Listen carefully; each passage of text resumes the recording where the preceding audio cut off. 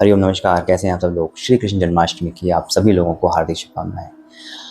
आपको पता है कि वासुदेव जी ने और देव की माँ ने लगभग लगभग 12,000 साल तपस्या करी श्री कृष्ण भगवान जी को अपने पुत्र के रूप में प्राप्त करने के लिए। जी हाँ, जब उन्होंने 12,000 साल तपस्या करी तो श्री हरि विष्णु उनके सामने आए।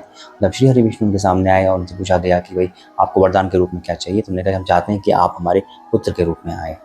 तो भगवान ने कहा कि ठीक है, ऐसा ही होगा, तथास्तु। तो भगवान ने सोचा कि भाई मैंने वरदान तो दे दिया है, लेकिन अब पॉसिबल कैसे है कि इनको मेरे जैसा पुत्र प्राप्त हो। तो मैं स्वयं ही इनके गर्भ से जन्म ले लेता हूँ।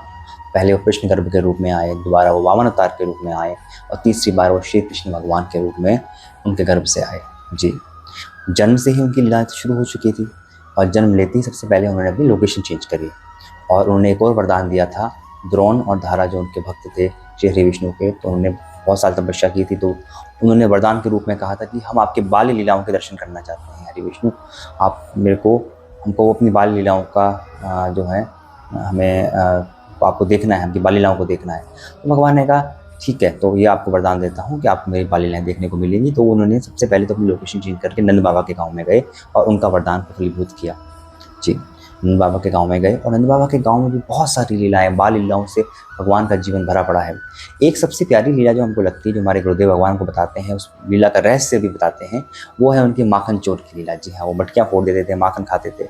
माखन खाते तो थे, बाल गोपालों को तो खिलाते थे, और सभी बानरों को भी बांटा करते थे। बानरों को क्यों बांटते थे? बानरों को वो इसलिए बांटते थे कि पिछले जन्म में उन्होंने 12 सेना का इस्तेमाल किया था एक युद्ध में, जब उन्होंने रावण के खिलाफ युद्ध लड़ा था। तो उस एज अ ग्रेटिट्यूड उन्होंने सभी बानरों को खूब पेट भर के मक्खन खिलाया। और दूसरा सबसे बड़ा कारण रहा उस माखन लीला का, उस मटके फोड़ने का, वो ये रहा कि उनको पता था कि फ्यूचर में आने में मेरे को कंस के साथ युद्ध करना है और कंस का वध करना है। अब कंस के पास बहुत सारे पहलवान थे, जो नंद बाबा के गांव से जो मक्खन आता था वहाँ सप्लाई होता था, और वो खाते थे और अपने आप को ताकत बढ़ाते थे, और हर चीज़ के लिए वो प्रिपेयर रहते थे।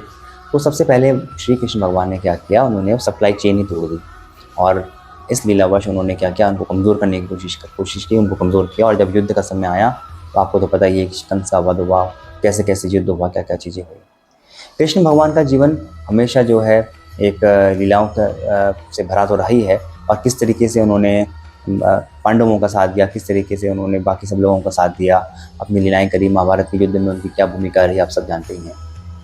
एक बार जब जब श्री कृष्ण भगवान बैठे हुए थे, तो वो उनके मुंह से अचानक से राधा निकला।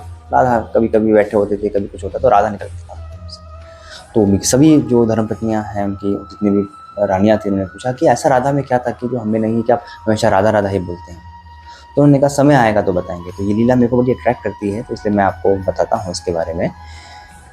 हुआ क्या कि उनकी तबीयत खराब हो गई, उनकी लीलावश तबीयत खराब हो गई। तो भैया कोई ठीक ही नहीं हुई, कोई वैद्य कोई भी समझ नहीं पा रहा था कि इसको उनको ठीक कैसे किया जाए।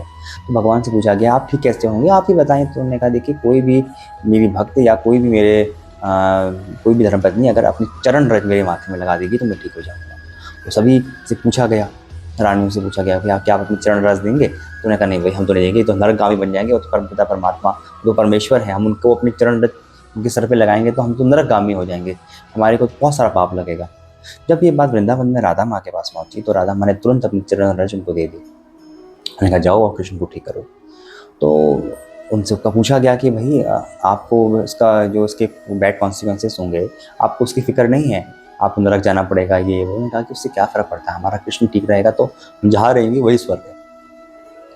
तो ये उनकी बड़ी प्यारी लीला हुई, और सबको पता चला कि भैया श्री कृष्ण भगवान राधा माँ को क्यों याद करते हैं हमेशा। कृष्ण भगवान का जन्म आज रात में लगभग 12 बजे के आसपास में होता है। लगभग 40 मिनट का उन्हें मुहूर्त का टाइम होता है, पूजा का टाइम होता है।